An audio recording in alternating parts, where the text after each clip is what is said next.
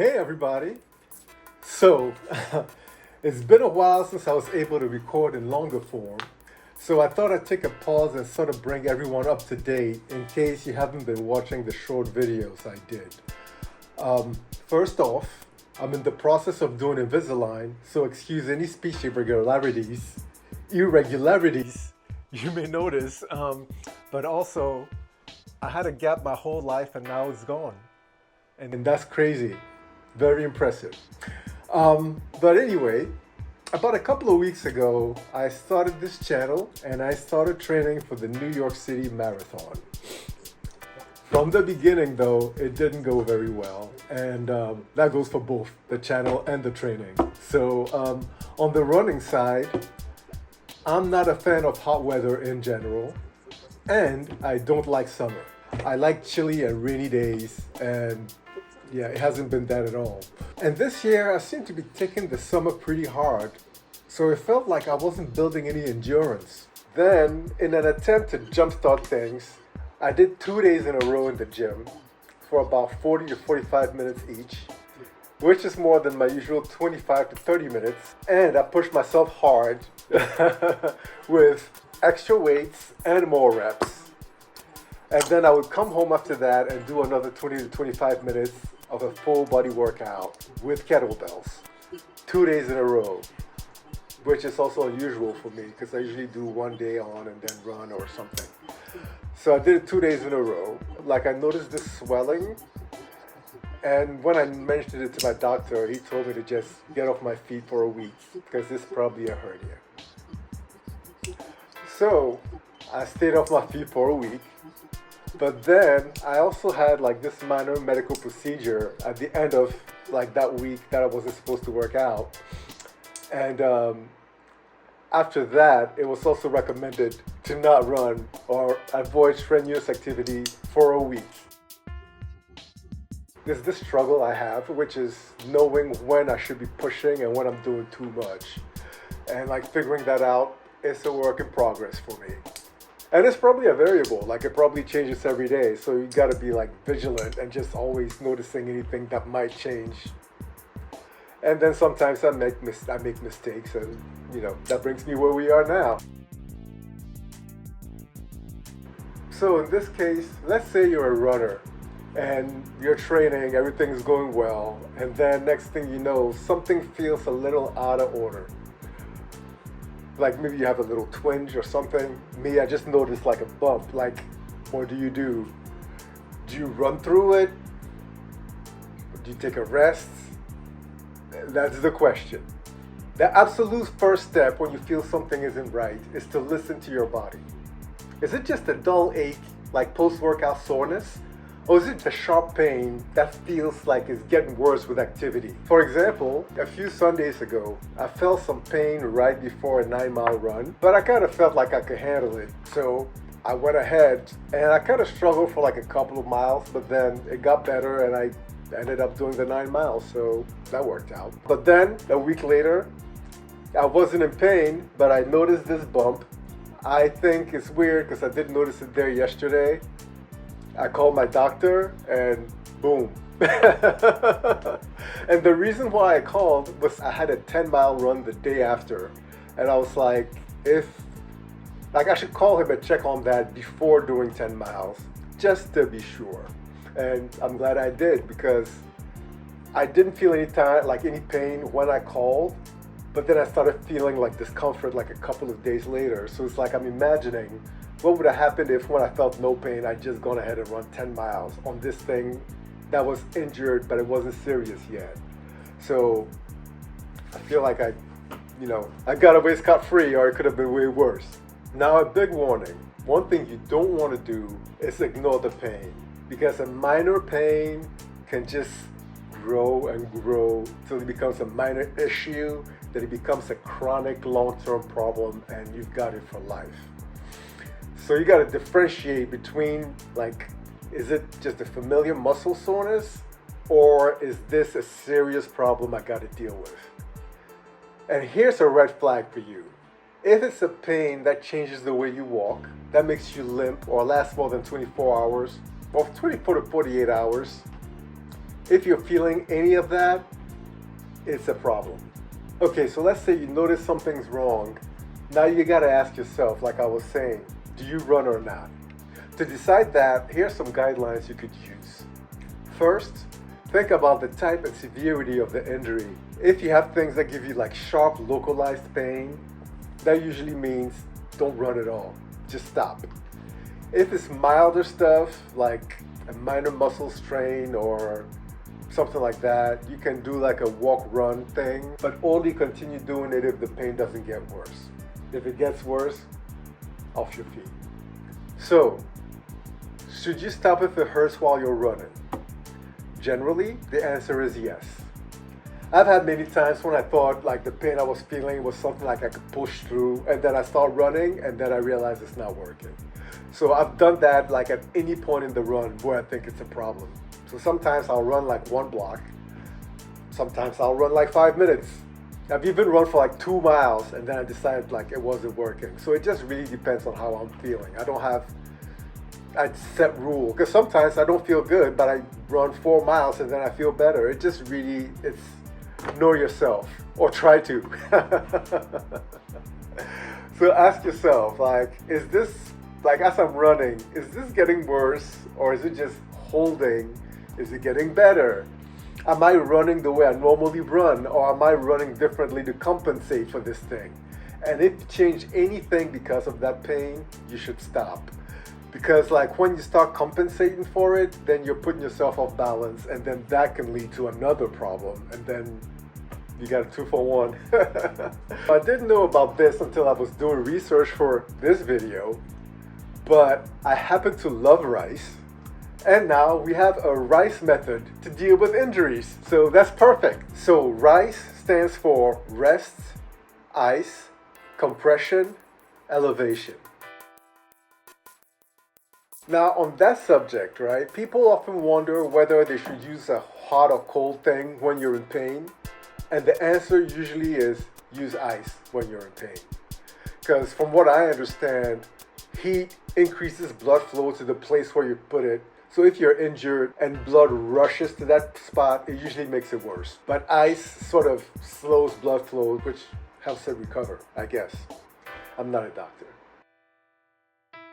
So the RICE method is good for immediate first aid as soon as something happens in the first 24 hours.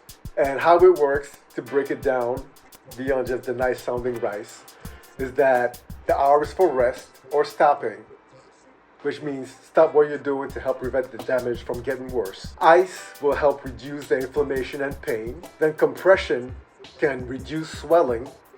And elevation also helps with the swelling, because I think when you elevate the pain point, it sort of directs blood flow away from the injury. However, you can't solve everything with rice, right? So when in doubt, call a professional. And that can be a lot of people, like a doctor, sports medicine physician, a physical therapist, an orthopedic specialist. And if the pain is around after 48 hours, definitely think about calling a professional. And that brings us to where I am now, which is recovery. I think I'm right at the end of recovery, but I'd call it recovery. Because when you're hurt, recovery is not just about not running. You have to really rebuild your body. So for example, I got a lot of sleep. I slept as much as I could, and I got the best readings on my Garmin watch that I've ever gotten as far as rest goes. I also made sure to adjust how I ate while I wasn't working out, because usually what will happen is I may eat more while I'm exercising because I'm burning more. And then when I stop, I just keep eating just as much. And then next thing I know, I've gained weight, and then that's another. Or so I make sure to get rest and to eat properly. Also, because eating properly is amazing fuel for recovery. It really, the quality of your food goes a long way. And I'm not just saying that because I love food. And then when you're done with your good nutrition and you're rested up and fresh and ready to go, don't just jump in and start running like a maniac, because just keep in mind, you haven't done anything for a while. Your body doesn't even remember you used to do this. Your body tends to forget fitness really quickly. I don't even know what that's about, but yeah. So don't just jump right in. For example, I was cleared to start running on Tuesday. But instead of running, I started out with stretching, a lot of stretching. I did Tai Chi, which it sounds like a big deal, but it's more like yoga standing up. When you do Tai Chi, it's like you start to, like you figure out where a lot of muscles are and how to stretch a lot of things that you try to reach, but you don't know how to reach. So highly recommended. Like just 15 minutes of Tai Chi makes a lot of difference. So I did a lot of that on Tuesday and Wednesday. I also rode. I did rowing, like a rowing machine. I also did a lot of squats, lunges, just different kind of exercises that were low impact to sort of ease my body back into it. Then on Thursday, which is 2 days after I could have started running, I then started running. And to start, I did like 2 miles just to see how things were going, really check in with myself. And man, the heat is still kicking my butt. That's what I learned there. But I was able to do the 2 miles fine. It's just I couldn't deal with the heat once again. Then on Friday, things turned in my favor because, like I told you guys before, I like the fall. I like the cold, I like the rain. And Friday was a cold, drizzly morning. So I initially had gone out since I did 2 miles on Thursday, I thought I'd try to do a 5K, which is 3.1 miles. And I felt so good, I did 5 miles. So that's totally the weather. I really got to get used to the heat. So when you're trying to come back from an injury and you're not ready for things like running, like high impact activities, you can still do cross training if it's possible and it's not causing you pain. Those are good ways to basically stay in shape without actually doing the thing that you're doing. So you can do low impact activities like swimming, cycling if it's comfortable for you, or elliptical training. Those things, they can allow you to maintain your cardiovascular fitness without putting an impact on the injured area. So speaking of cross training and doing stuff that is not running when you're hurt and you can't run, but you still need to stay in shape, for my first half marathon, I walked to train for it because when I started training for it, I basically hurt the arch of one foot and I could not run. Running would aggravate it, and I had to basically not run for 6 weeks. So for the 6 weeks running up to the marathon, I walked like 10 to 13 miles a day as hard as I could, and that was basically my training for the half marathon. I finished in, I think, like 2.5 hours. Now, prevention, of course, is better than cure. So here are some ways to avoid getting hurt in the first place. You can start with a gradual increase in mileage. The 10% rule is a good guideline for that. So don't increase your weekly mileage by more than 10% at a time. That goes for training in general, actually. That's the way you build your ability to run distances, slowly but surely. Replace your running shoes regularly and make sure the outsole is even to assure you have an even strike and the cushion still has some give to it, so it can provide like impact protection when you step. Try to incorporate regular strength training, stretching, and foam rolling into your routine, and listen to your body. Don't ignore early signs like I was telling you about. And finally, get enough rest and nutrition. Let your body recover properly with enough sleep and a balanced diet. But then I think after tomorrow, the recovery period is done, and next week I'll get back into my regularly scheduled training. As for that possible hernia I have, because I'm told they don't go away, I have a number for a specialist that I can touch base with. I'm thinking about whether I should just call him now, but it's not bothering me. I haven't gone to the gym yet, so I still have to do that and see how that goes. But I'm keeping an eye on it, and if need be, I'll definitely give him a call. So, overall, I'm looking at this as the new start of my training. It's like, let's wipe the slate clean. This is a new beginning. So we have about 12 weeks to go now, and we'll see how that goes. On to stumbling block number 2. I mentioned the training and the channel. with the channel, I quickly learned that video editing is a task for a computer that's in good shape, let's just say, and mine was not. So it was taking me sometimes 6-7 hours to do a 1-minute video, which is why I kind of stuck with 1-minute videos, because it was a tough task. But now, as you can see, I'm doing a longer one because I believe that problem has been solved. So hopefully I can make more longer videos. Not too long, but longer than 1 minute going forward. So hopefully, right, we're at a point where the training problems have been addressed and the technological problems have been addressed. We've had a few setbacks. We stumbled right out the gate, but luckily there's still time. And for me, as long as I can try again tomorrow, I'm still in. So nothing ever goes according to plan, but it's how you respond to it that's going to determine how things go. And it's not the end until you say it's the end.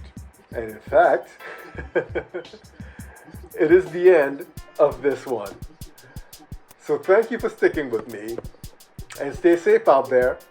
Until the next one.